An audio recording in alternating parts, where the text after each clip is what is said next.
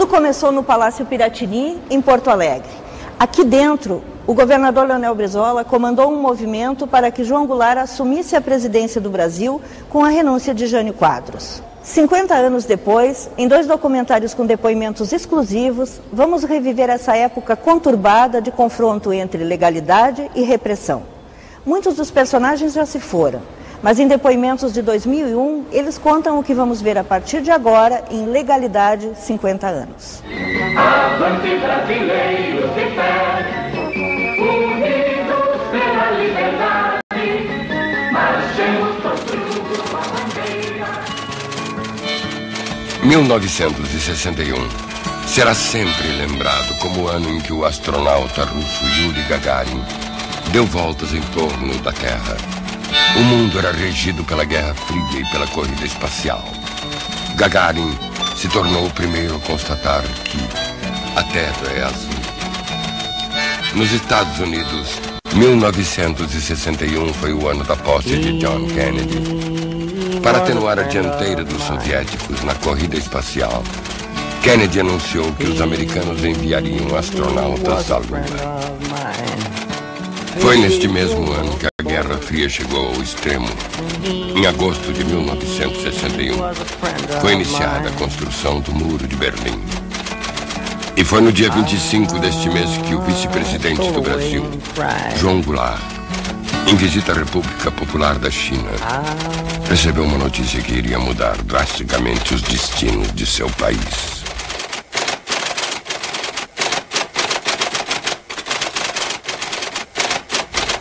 Desde a noite anterior, pela televisão, o governador da Guanabara, Carlos Lacerda, denunciava uma conspiração para dar ao presidente Jânio Quadros poderes de ditador. Lacerda vinha liderando uma campanha nacional contra a política externa do governo, que se aproximava da União Soviética, de Cuba e da China.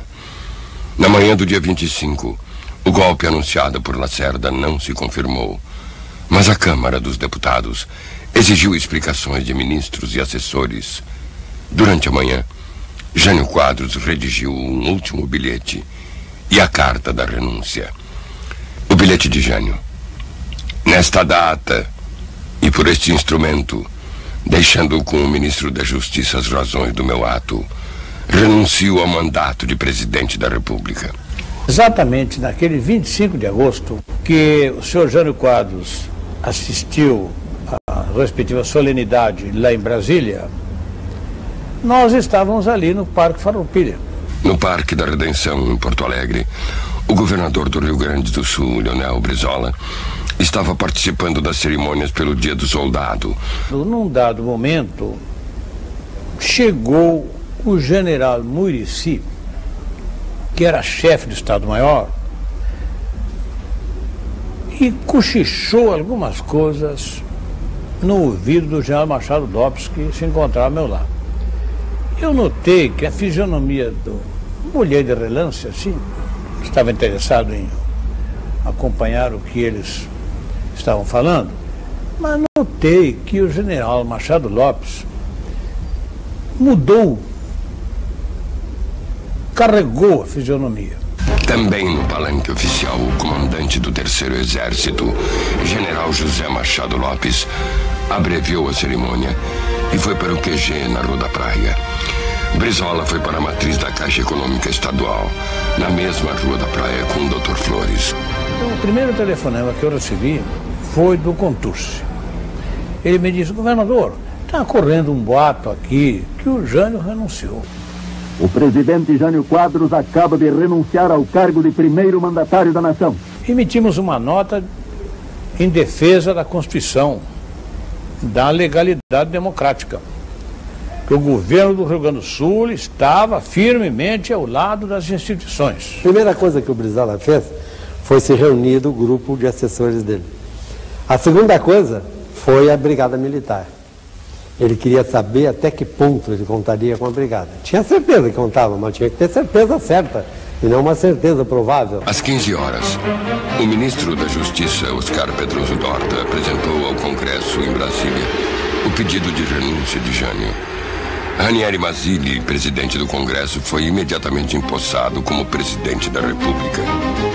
O Brasil vivia um estado de sítio não declarado. Ainda nesta tarde, em Cumbica, Jânio redigiu uma carta ao povo brasileiro denunciando forças ocultas que exigiram a sua renúncia. Ficamos perplexos. Viu bem, telefonei para o general Machado Lopes. General, e o que o senhor pensa? Aí diz o Machado Lopes: sou soldado e obedeço ordens. Então o primeiro pronunciamento do Machado Lopes era a favor dos ministros militares. Eu apenas disse a ele que vou tratar de mobilizar aqui todas as minhas possibilidades, os meios ao meu alcance para a manutenção da ordem. Vou me preparar, vou colocar a Brigada Militar de sobreaviso, toda a Polícia Civil, Corpo de Bombeiros, vamos tratar. O senhor sabe que Porto Alegre tem sido teatro de muitos acontecimentos históricos. Às 17 horas, saindo da frente da Prefeitura de Porto Alegre, um grupo de manifestantes foi em passeata até a Praça da Matriz. Saí dali e me desloquei do palácio. E já tinha uma pequena multidão na frente do palácio. Gente muito exaltada. Isso é o golpe, governador! Isso é o golpe, governador! Eu cheguei na janela ali embaixo e já estava nessa base de gente gritando. Temos que defender a legalidade. Havia uma reação pública chocada com a crise econômica. O golpe, o Jânio foi derrubado. Essa primeira manifestação popular cresceu. E da sacada do Palácio Piratini, Brizola anunciou para cerca de 5.000 pessoas que estava desencadeada a campanha da legalidade.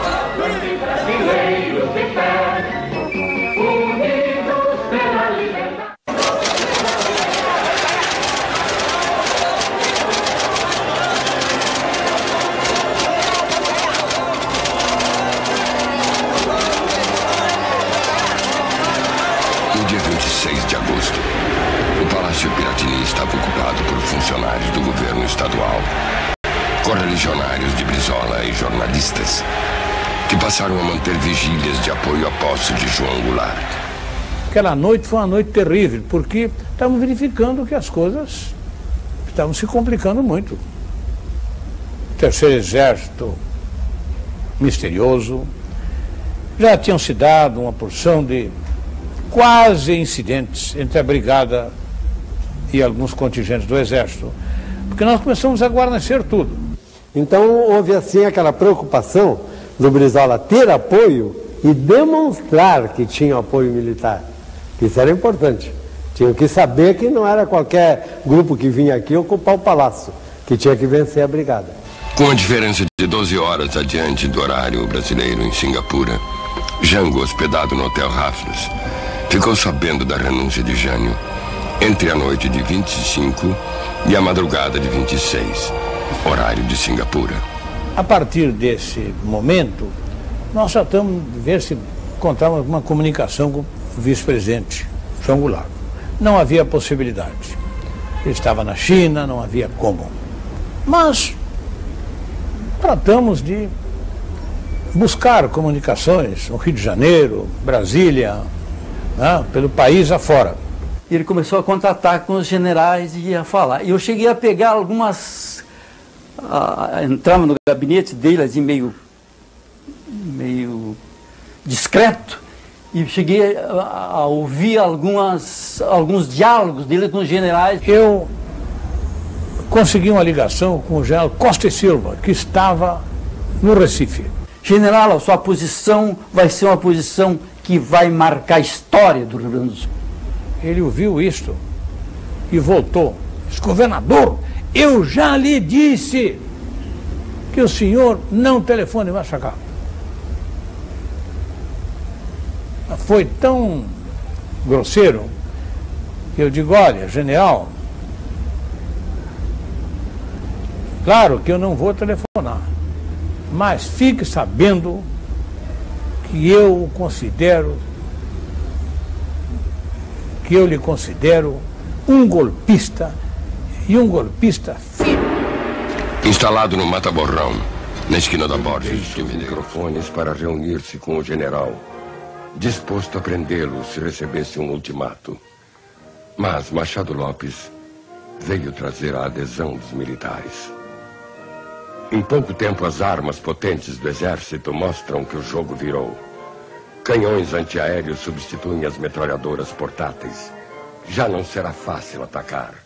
O terceiro exército anuncia que não mais cumprirá as ordens dos golpistas. Agora, o confronto não será mais contra o povo desarmado. Brizola pede a Jango que apresse seu regresso, que vem sendo feito com inúmeras escalas. A população civil alista-se. Voluntários recebem armas e os gaúchos piochados treinam para o combate. Mas a legalidade está sendo traída. Na madrugada de sexta-feira, uma semana após a renúncia, o Congresso vota às pressas uma emenda parlamentarista, retirando os poderes da presidência. Tancredo Neves, líder do PSD, vai encontrar-se com Jango em Montevidéu e pressiona o presidente a aceitar o golpe parlamentar, sob o argumento de que, do contrário, correria sangue. Jango, um homem pacífico, abate-se com o quadro que Tancredo descreve. Naquela noite chega a Porto Alegre, saudado por Brizola e pelo povo, mas, estranhamente, chega calado. Depois de saudar a multidão, Jango revela a Brizola que havia aceito o parlamentarismo. O governador argumenta que o dispositivo golpista havia ruído e que agora as tropas legalistas tinham força para subir o país, apoiadas pelo povo, garantindo o cumprimento da Constituição que o Congresso violara. Inutilmente, Jango não iria defender o poder à custa de um confronto. Algumas escaramuças ainda ocorreriam. O porta-aviões Minas Gerais e outros navios de guerra são deslocados para o sul. E o terceiro exército e a brigada tomam posições para repelir um desembarque. Não havia mais, porém, condições políticas para o golpe militar. Um número cada vez maior de quartéis recusava-se a obedecer aos golpistas. O último gesto desesperado dos golpistas é abortado quando fracassa a Operação Mosquito, que pretendia abater o avião que conduziria o presidente a Brasília. Jango começa a serenar os ânimos e a apelar para a união. Trabalhadores, estudantes, jornalistas, povo, classes conservadoras, clero, civis e militares, todos se confraternizaram nessa luta extraordinária pela manutenção da paz e pela legalidade. No dia 7 de setembro, sem os poderes que entregara Tancredo, seu primeiro-ministro, Jango sobe a rampa do Palácio do Planalto. A 2.000 quilômetros dali, o cansado guerreiro que enfrentara a força para defender a lei era homenageado pelo exército na única solenidade militar daquele dia. Cumprimos com o nosso dever. Não fizemos uma revolução. Apenas assumimos uma atitude de inabalável resistência.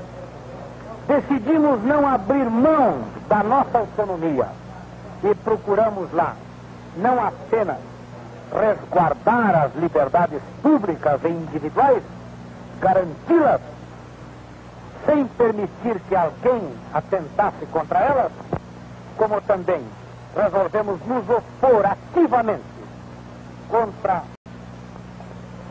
a tentativa de alguns grupos militares e alguns setores das velhas oligarquias políticas brasileiras procuravam cometer contra a ordem jurídica, contra as liberdades e contra a ordem constitucional em nosso país.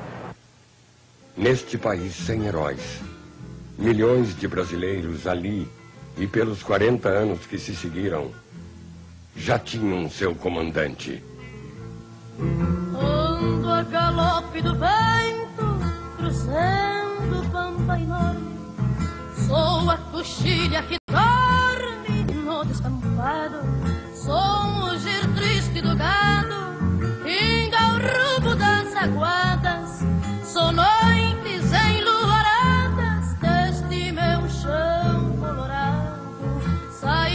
entranhas da terra, sou um pouco de areia e lama. Ouço uma voz que me chama, quase em silêncio profundo. Sou um velho sonho oriundo dos tempos da mocidade. Sou lasca de uma saudade que vem lá do fim do mundo.